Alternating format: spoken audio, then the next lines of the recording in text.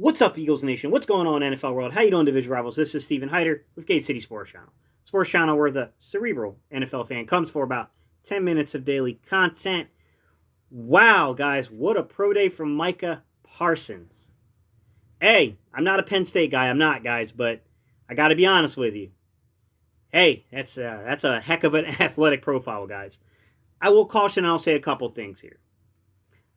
Penn State is notorious for having a weird fluctuation of, crazy percentage increases from what people do at the combine compared to what people do at the pro day. We all heard about Allen Robinson and what kind of happened there. But let's be honest with you guys. I mean, Penn State's a major program and it pulls a lot of athletically gifted guys. So even if you add a tenth of a second to guys like Micah Parsons, you're still talking about a crazy good time for a guy that size.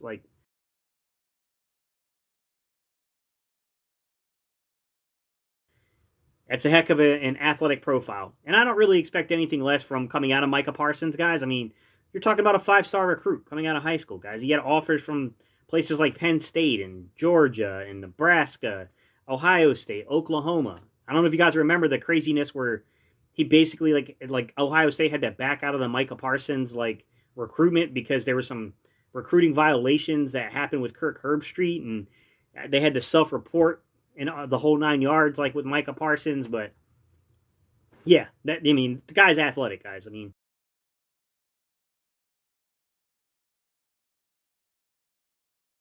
one thing I will tell you that is when I've looked at any kind of recruiting profile breakdown on Micah Parsons, the one comment you will hear is this, guys.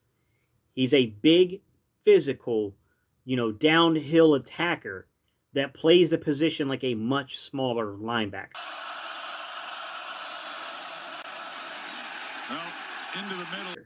A much more athletically gifted guy. That's dangerous. You don't find a lot of those guys. Like a guy that can basically play the game like he's 220 pounds, but he's like 240, 250. Hey, I got to tell you guys, that's what you want. That's what you want from an elite prospect that you're hearing is going to potentially be a top 12 pick in an NFL draft. Like, if you're going to be a linebacker and you're going to warrant that kind of attention, you got to have that kind of athletic profile. So what I will say is we can have the argument of if linebackers in today's NFL are worth top 12 picks. But what you can say is that if you're going to take a guy, they better come out with Micah Parsons type measurements, right? They better be that kind of gifted football player.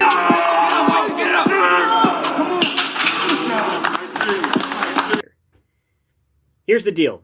When I look at Micah Parsons, guys, this is what I see. He's more than just a straight attacker, okay? He's definitely got that down. He's a good run defender. I look at linebackers, and I kind of split them up in a majority of ways. You can look at outside versus inside assignments and how they do. What is the difference between playing on the strong side of an offense and being on the weak side of the defense? Like, what does that matter? And then you got to look at things like this, guys. Like, who are your stack and shed? Those are your run defenders. When I say stack and shed, because you're stacking an offensive lineman or elite blocker, then shedding the block. If you ever go back and you watch something like the Senior Bowl and stuff like that, and you see them do that, they do that pad drill where they grab the pad and they got to look. That's stacking and shedding, guys. That's what they're doing. Is your base defense is your nickel defense. And so there are only so many guys coming out of draft classes now that you see that ability to stack and shed with. Like last year, I'll give you some of the names that pop off the top of my head, and this varies by, it's not just 240-pound guys. It can be 225-pound outside linebackers. They can have that ability too. But, Evan Weaver, Jordan Brooks, Kenneth Murray, Shaquille Quarterman, Sean Bradley definitely was that type of guy, guys. Logan Wilson, Malik Harrison, all those guys from last year were like the few guys I really looked at and I broke down the film and I said, okay, yeah, these guys have the ability to stack and shed here. Like, they can definitely be fairly good run defenders in the NFL. And then, this year, I look at this year's class and you get a guy like Micah Parsons. Man, he's in that conversation. There's no doubt about it, right? Nick Bolton, Chase Surratt, guys, Zaven Collins. Then you look at Garrett Wallow. You look at Dylan Moses, KJ Britt. KJ Britt's kind of like a Sean Bradley late round pick guy, right? Micah Parsons is in that conversation. He's probably the best stack and shedder. He's up there with Nick Bolton. Nick Bolton might get that nudge to say he's the best of the stack and shed guys, but Micah Parsons is in that conversation. But what I will say about Micah Parsons is this, guys. Not only is he very fundamentally sound as a run defender, we can call into question how often he was asked to get into a pass set, like getting to, dropping back and actually playing the pass. I think that's worth questioning. And of course, Penn State does run a lot of zone. So we don't, I can understand questioning just how good he will be in man coverage. Can he hang on with the more athletically gifted tight ends, right? How is he going to handle wide tight ends that have a great length and range to them? Can he stick in a zone against a slot receiver? Those things, I get it. But he does have all the physical check marks and all the requisite experience that you would want from a system like Zimmer's. When you look at what's going on with how Minnesota plays its defense and what is perceived to be what Jonathan Gannon is going to bring to the Eagles, I got to tell you, a guy like Micah Parsons makes a ton of sense for how they would use him. The line again on 2nd and 9. It's a play action. Anderson scanning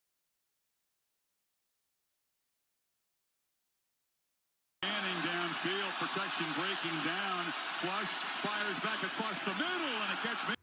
Like, Micah Parsons is good enough to play edge rusher, guys. I'm not going to lie to you. He could absolutely be a defensive end if he wanted to. Patterson from the pocket, flushed, chased down by Parsons. So this guy coming up and giving you A and B gap, kind of like blitz packages, and him being able to actually get pressure on the quarterback and translate that into sacks, I think he's got it. This guy having more now, now we're going to have probably more responsibility on our linebackers to flow and really track down and move across the field, right? You're going to have to show that you got range to shut down the running game. Micah Parsons checks that, guys. Charbonnet, no gain. You see if they...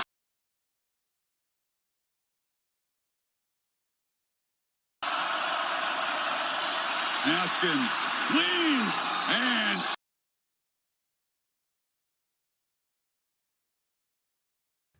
Experience playing in his own system where he's going to have to drop back into his own area and actually disrupt passing lanes.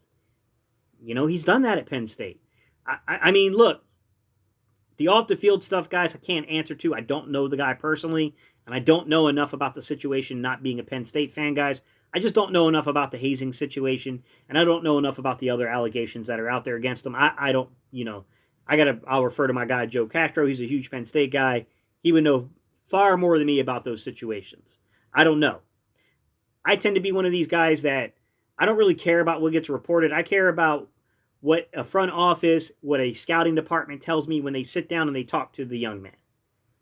You know what I'm saying? When you have character concerns, the only thing that I personally give a crap about is how the young man sits down in an interview room, holds himself, and gives you the truth of what happened, and then gives you the alterations and the corrections that he is making in his life to move forward.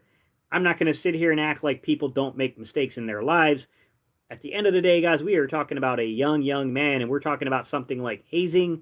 I don't know the exact allegations behind the hazing. All I'm going to say is that I've been a college student. I've played football. I've played baseball. I am prior military. I have had my hand in hazing too. Cast the first stone. You know the saying, guys. Cast the first stone if you haven't done it. That's what I'll say. I've definitely been guilty of it, but I don't know to the extent to what happened here, guys. I'll say that. I don't know the extent of what happened there.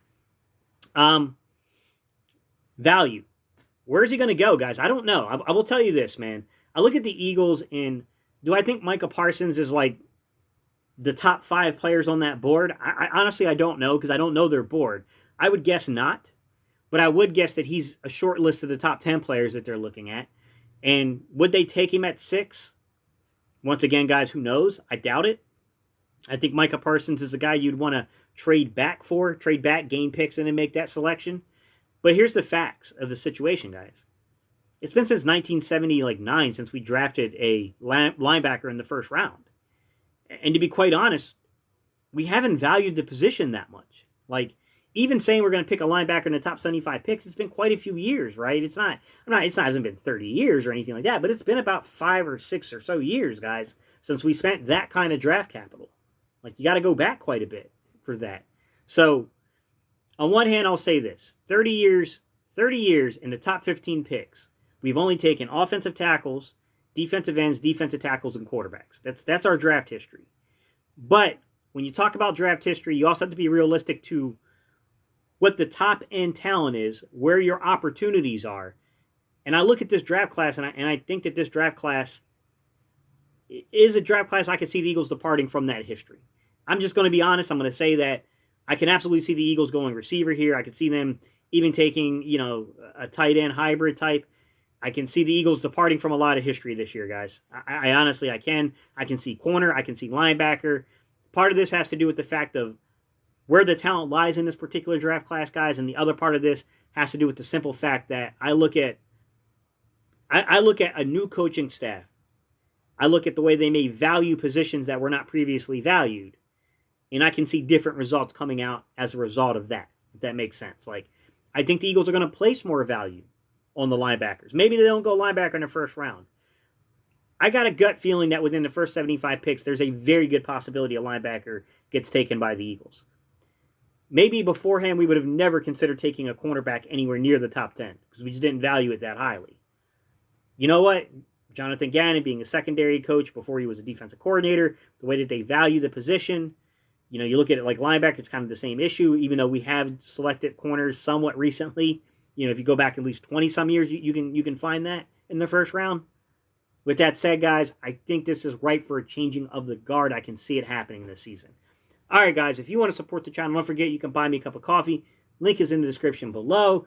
Don't forget to like and comment on the video, guys. That's what basically tells the algorithm on YouTube to suggest this to other people. And last but not least, if you're not subscribed, please consider giving your boy that subscription. I greatly appreciate it. I'd love to add y'all to the community. And that's what I got for y'all today. I will see you guys on the next video.